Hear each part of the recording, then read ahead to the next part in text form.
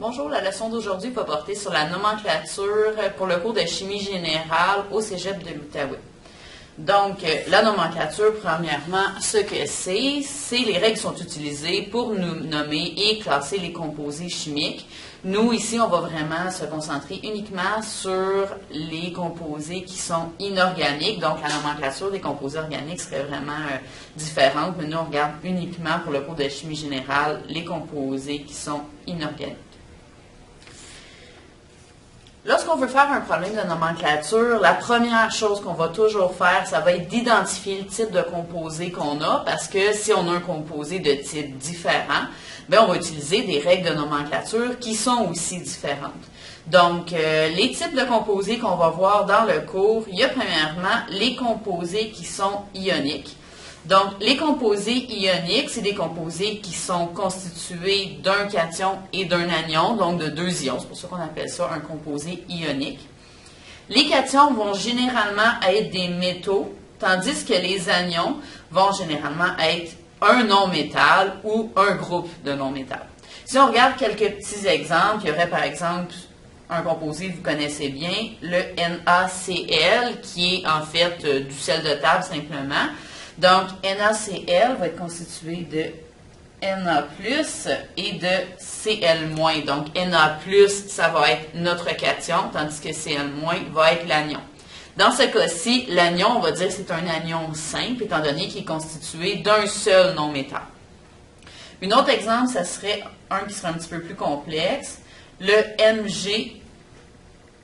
MgNO3 deux fois, qu'on appellerait nitrate de magnésium. Celui-là ici, il est composé premièrement d'un métal, d'un cation métallique, Mg2+, et du NO3-. Par contre, ici, j'ai besoin de deux fois du NO3- pour avoir un composé qui est neutre, pour contrebalancer ici la charge 2+ du magnésium. Bien, je vais avoir deux fois la charge moins du NO3 de l'ion nitrate. Donc ça ici, c'était deux exemples pour les composés ioniques.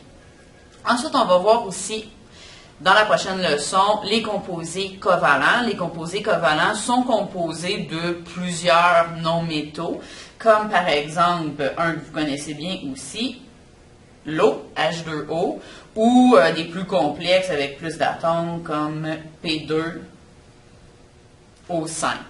Donc ça serait un autre exemple. On va voir aussi les composés qui sont des acides. Des acides, ça va être un ou plusieurs H+, qui va être accompagné d'un anion. Donc ici, il y aurait vraiment plusieurs exemples. Par exemple, on pourrait utiliser un qui est assez commun, HCl, l'acide chlorhydrique, qui serait composé de H+, et de l'ion Cl-, qui est un anion simple. Donc l'anion, c'est toujours un non-métal ou un groupe de non-métaux. Ou on pourrait en avoir des plus complexes encore une fois, comme par exemple H3PO4 qui constituerait 3H+, et du PO4 3-. Ici, c'est bien important de savoir que les acides, c'est des composés qui sont neutres. Donc, j'ai besoin d'avoir, pour contrebalancer la charge de PO4 3-, je dois avoir 3 charges positives, donc 3H+. Toute cette gamme de composés-là peuvent être hydratés, autant les composés ioniques, les composés covalents ou les acides peuvent être des composés hydratés. Ça veut dire qu'il va y avoir des présences de molécules d'eau qui vont toujours accompagner ces composés-là.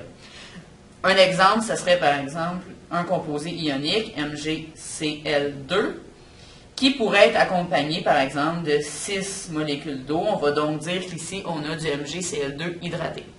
Donc, je vous rappelle que la première chose qui va être importante quand on va faire la nomenclature, ça va être de classer le composé qu'on veut nommer dans toutes ces catégories-là, dans une de ces catégories-là, en fait, pour choisir les règles qu'on va utiliser pour la nomenclature. Donc, pour la leçon d'aujourd'hui, on va se concentrer sur la nomenclature des composés ioniques. Donc, dans les composés ioniques, on va toujours avoir un cation qui est accompagné d'un anion. Le cation va généralement être un métal, tandis que l'anion va être un non-métal ou un groupe de non-métaux.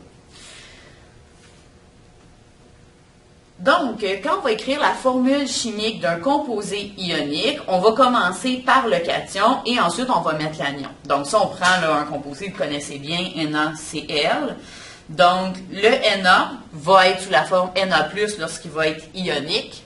Donc, le Na va être le cation et l'anion va être Cl-. Je vous rappelle qu'un anion, c'est une substance qui a une charge négative, tandis que le cation a une charge positive. Donc, on va dans l'ordre ici, cation Na+, et Cl- pour l'anion par la suite. Pour ce qui est de quand on va nommer le composé, on va dans le sens inverse. Donc, on va commencer avec l'anion et on va parler du cation par la suite. On va mettre le « de » entre les deux, ce qui va faire le nom de l'anion, de, et le nom du cation ensuite. Donc, si on prenait par exemple NaCl, j'ai premièrement l'anion Cl- qu'on va nommer chlorure, je mets le « de » et ensuite le nom du cation sodium, ce qui fait chlorure de sodium. Au secondaire, vous avez appris les règles de nomenclature pour les composés covalents et vous utilisiez des préfixes multiplicateurs, par exemple di pour dire que j'ai 2 fois un certain nombre d'atomes. Par contre, ici, pour la nomenclature des composés ioniques, c'est hyper important de noter qu'on n'utilisera pas de préfixe multiplicateur. Pour chlorure de sodium, ça ne causait pas vraiment de problème parce qu'on avait un seul sodium pour un seul chlore. Mais dans d'autres situations, il va falloir se souvenir de ne pas utiliser les préfixes mono, di, tri, ainsi de suite. Pour les composés ioniques, on va garder ça pour les composés covalents qu'on va voir dans la prochaine leçon. Donc, on va commencer par parler des anions, de comment on va nommer les anions dans les composés. Il va en avoir plusieurs types. Les moins complexes, en fait, c'est les anions simples, qui vont comporter un seul atome. Donc, c'est des anions qui vont respecter la règle de l'octet et leur nom va se terminer en ure. Ce qu'on va faire, en fait, c'est qu'on va prendre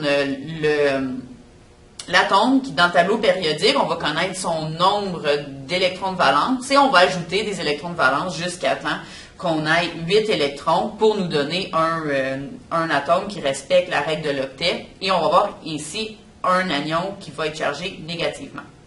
Donc, si on prend par exemple les halogènes, que vous avez la première ligne ici, on a le fluor, le chlore, l'iode et le brome, qui ont toutes 7 électrons de valence à leur état neutre. Par contre, ici, si on veut avoir 8 électrons de valence, on va ajouter un électron, ce qui va nous donner une charge moins 1, ce qui va nous donner l'anion F- pour le fluor, fluorure, Cl- qui va nous donner chlorure, I-, iodure et Br-, bromure. Donc, je vous rappelle, on ajoute le terme ure à la fin, on ajoute le suffixe ure à la fin du nom de l'atome. Ensuite, pour le soufre, c'est un atome qui va avoir 6 électrons de valence, donc je vais devoir ajouter 2 électrons pour avoir son octet, donc je vais avoir une charge 2-, ça va nous donner l'ion sulfure. L'azote a 5 électrons de valence, je lui ajoute 3 électrons pour qu'il y ait 8 électrons au total, ce qui va me faire l'ion nitrure.